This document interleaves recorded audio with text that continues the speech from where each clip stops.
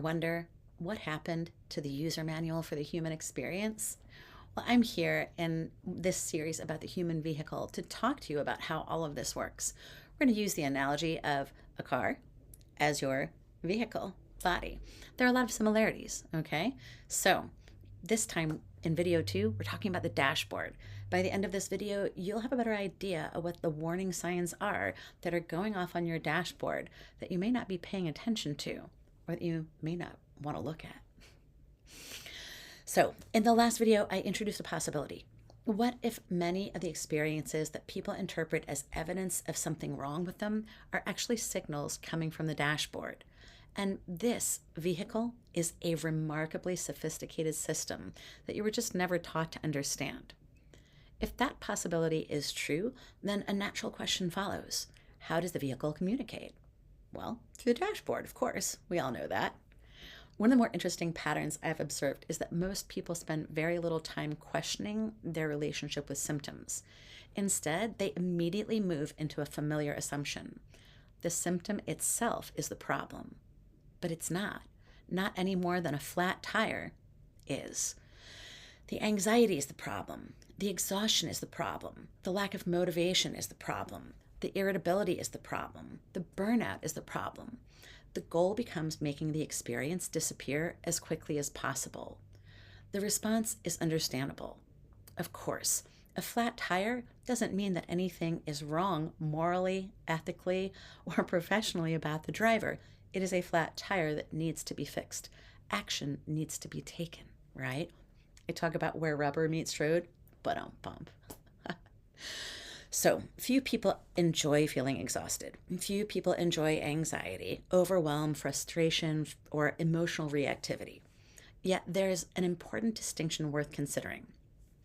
An uncomfortable signal, like a flat tire, may not be something wrong with the driver. It's a signal that something needs to happen. It's a communication. Its purpose isn't to punish or judge the driver. It's not a moral judgment. It's not evidence of incompetence. It's simply attempting to draw attention to something that requires your awareness. Human beings possess countless versions of these signals. Fatigue communicates something. Anxiety communicates something. Frustration is also communicating something.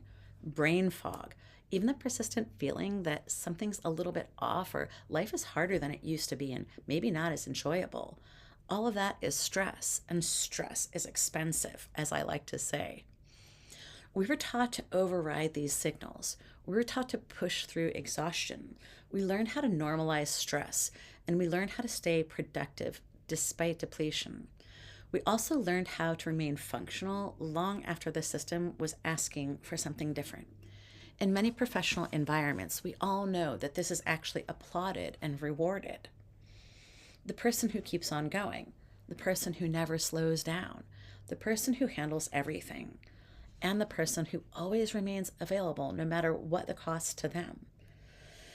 There is an interesting cost associated with becoming highly skilled at ignoring information. Eventually, we stop recognizing it as information. What began as a signal becomes background noise. Unfortunately, there's a cost for that. It's taken out of the vehicle, our body. What began as occasional fatigue becomes a normal state. What began as temporary stress becomes our personality.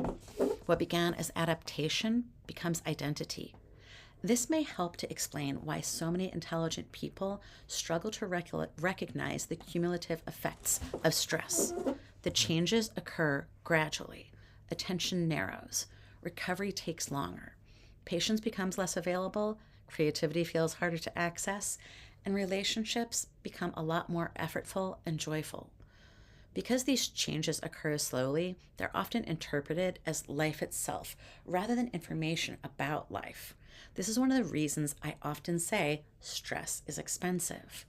Not because stress is inherently bad, not because challenge should be avoided, but because every system eventually pays for what it carries. The bill may arrive as exhaustion. It may arrive as irritability. It may arrive as diminished capacity eventually. and it may arrive as a life that looks successful from the outside, but no longer feels particularly enjoyable from the inside. The tragedy is not that the signals appear. The tragedy is that many people spend years trying to silence the signals that they never learned how to interpret. Compass approaches these experiences radically differently. Rather than asking, how do I make this thing disappear? We begin asking a more useful question. What might this be trying to tell me, right? Because once we begin treating symptoms as information rather than enemies, an entirely different conversation becomes possible. And that conversation raises another question. If the dashboard is communicating, who is driving? That's where we're headed next. We're going to talk about who or what is driving the vehicle in this increasingly fun series that educates you about stress, your life, productivity, and longevity. Bye for now.